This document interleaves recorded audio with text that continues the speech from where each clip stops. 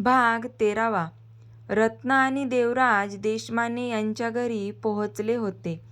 त्यांचे स्वागत खूप छान झालं होतं. सोनल त्या दोघांनाही पाहून खूप खुश आणि भावूक झाली होती. आई बाबा कसे आहात? मला तुमची खूप आठवण येत होती. देवराज चेहऱ्यावरचं खोटं हसू ठेवून सोनलला उत्तर देत होते. मनातून ते खूप चिडले होते. फक्त ही वेळ योग्य नाही म्हणून ते शांत राहिले होते. आम्ही दोघेही छान आहोत. तुझं झालं असेल तर आपण निघूया घरी. सगळे वाट पाहत असतील. अहो, असं कसं? थांबा की, जेवून जा. पहिल्यांदा आला आहात तुम्ही लेकीचे सासरी, वरदची आई म्हणाली. नाही वहिनी, नंतर पुन्हा कधीतरी आम्ही सोनलला घ्यायला आलो आहोत. घरी सगळे वाट पाहत आहेत, देवराज हसत म्हणाले. अहो, पण वरदची आई म्हणाली. वहिनी, आम्ही नंतर येऊ, आत्ता आम्हाला निघावं लागेल. घरी माई वाट पाहत असतील, रत्ना म्हणाल्या. थोडा वेळ बसा तरी, चहा तरी घ्या, वरदची आई म्हणाली. हो चालेल, रत्ना म्हणाल्या. सोनल आणि वरद एकमेकांना पाहत होते. वरदने नजरेने तिला खुणावलं आणि तो त्याच्या रूमकडे निघून गेला. सोनल ही त्याच्या मागे निघून गेली होती. रूममध्ये येताच वरदने दरवाजा लावला आणि सोनलला मागून मिठीत घेत खांद्यावर हनुवटी टेकवत, तुला खूप मिस करेल मी, लवकर ये हां. घरी जास्त दिवस नको राहू. तुझ्या लक्षात असेल ना की नवरा घरी वाट पाहत आहे. त्याने हळूच तिच्या कॉलरबोनवर ओठ टेकवले. वरद, काय हे? लाजत सोनल म्हणाली. तुला नाही माहीत की मी काय करतोय ते? वरद तिच्या खांद्यावर ओठ टेकवत हळूच बाईट केलं. तसे सोनलने पटकन डोळे बंद केले. लवकर ये यार, मी खूप मिस करील तुला, वरद म्हणाला. हो वरद, सोनल म्हणाली आणि हळूच वळून गालावर दोन्ही हात ठेवून त्याच्या डोळ्यात पाहत म्हणाली.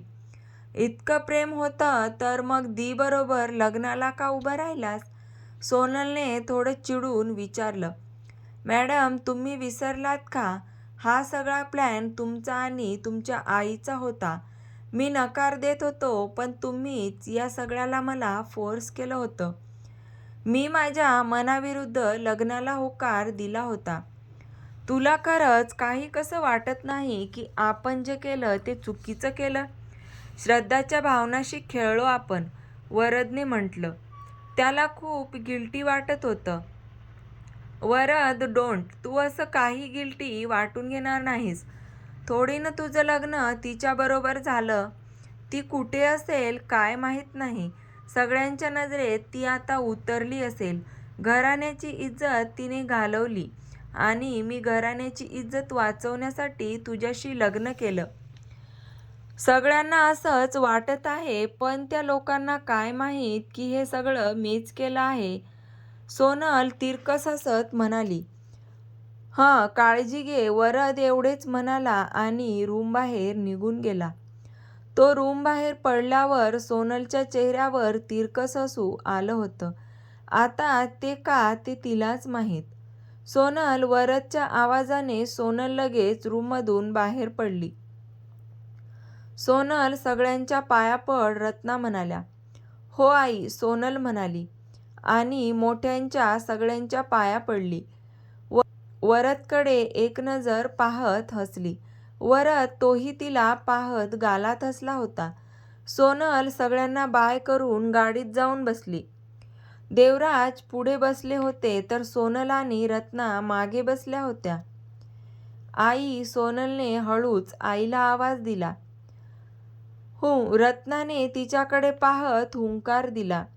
घरी कुणाला शंका नाही ना आली? किंवा कुणाला काही कळलं तर नाही ना? सोनल हळूच विचारत होती. रत्ना यांना सकाळचे देवराजचे बोलणे आठवू लागले होते. लगेच रत्ना म्हणाली. नाही, कुणाला काही समजलं नाही, तू निश्चिंत राहा, रत्ना म्हणाल्या. थँक कुणाला नाही कळलं. जर कळलं तर काय होईल याची भीती वाटत आहे, सोनल हळूच म्हणाली. सोनलचे बोलणे ऐकून रत्ना मनातल्या मनात बोलल्या, आता हिला काय सांगू, सगळं समजलं आहे सगळ्यांना. रत्ना खिडकीतून बाहेर पाहत होत्या. ओ हॅलो, तू मला मारलं होतं म्हणून तुला घेऊन इकडे आलो. धैर्यशील तिला रागात पाहत म्हणाला. तुम्ही मला घेऊन नाही आलात, सरळ उचलून आणलं. आणि मी किती वेळा सांगू की मी तुम्हाला नाही मारलं म्हणून, तरीही तुम्ही आहात की एकच रट लावली आहे. इरिटेड होतं, शिवांगी म्हणाली. मग माझे डोळे खराब झाले होते का, त्याने रागात विचारलं. हो, बहुतेक तरी झाले असतील, शिवांगी नाक मुरडत म्हणाली. तू तर. धैर्यशील हो, दोन्ही हात कमरेवर ठेवून त्याला खुन्नस देत बोलत होती. तर तो बारीक डोळे करून तिला पाहत होता. हे बघा, मी इतकी तर विसरभोळी नाही की मला काही आठवणार नाही, शिवांगीने म्हटले. अरे पण मी स्वतः माझ्या डोळ्यांनी पाहिलं आहे, मला मारणारी तूच होतीस. धैर्यशील डोळे वटारून पाहत म्हणाला. अरे काय चालू आहे तुमचे, आत्या रूममध्ये येत म्हणाल्या.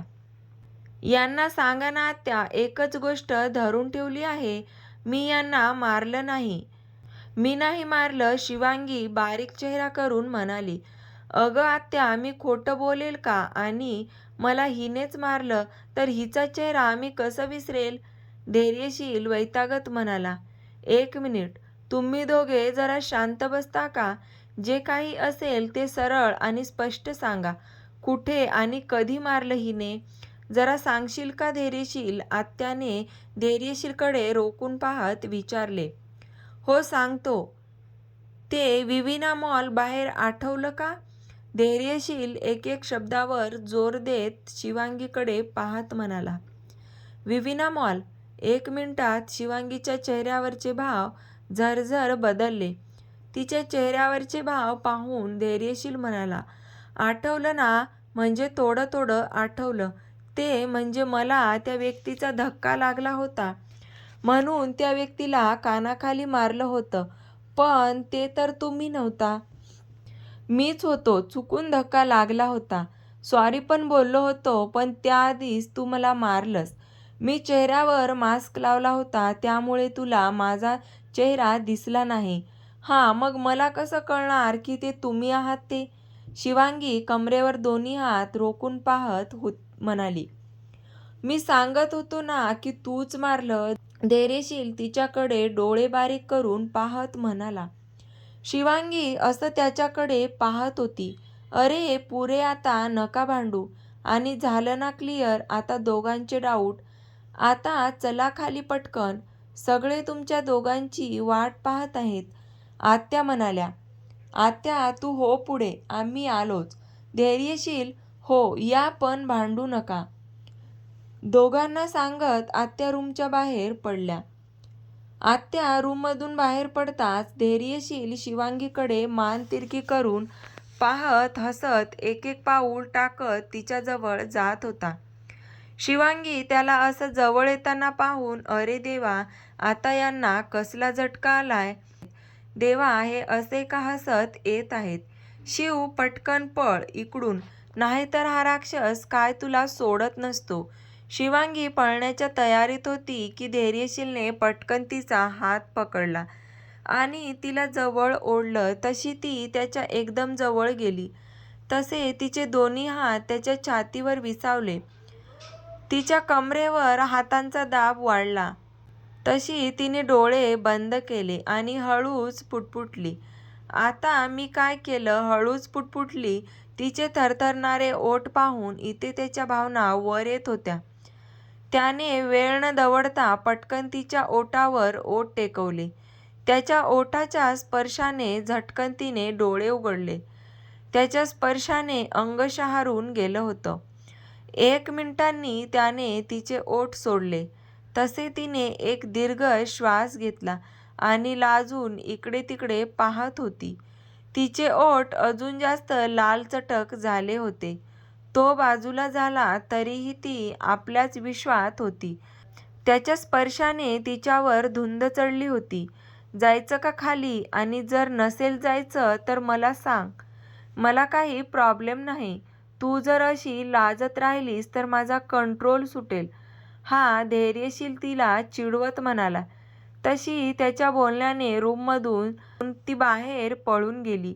तिची अशी फास्ट रिएक्शन पाहून त्याला हसू कंट्रोल झालं नाही. हसतच धैर्यशील रूममधून बाहेर पडला. तर कशी वाटली तुम्हाला आजची ही कथा? आवडली असेल तर कथेला एक लाईक नक्की करा, कारण तुमच्या एका लाईकमुळे माझी कथा अनेक लोकांपर्यंत पोहोचेल. आणि आपल्या चॅनलवर नवीन असाल तर लगेच आपल्या चॅनलला सबस्क्राईब करा. कथेचा पुढचा भाग आपण लवकरच पाहणार आहोत. त्यासाठी व्हिडिओ कंटिन्यू करा आणि आपल्या चॅनलवर नवीन असाल तर लगेच आपल्या चॅनलला सबस्क्राईब करा. धन्यवाद.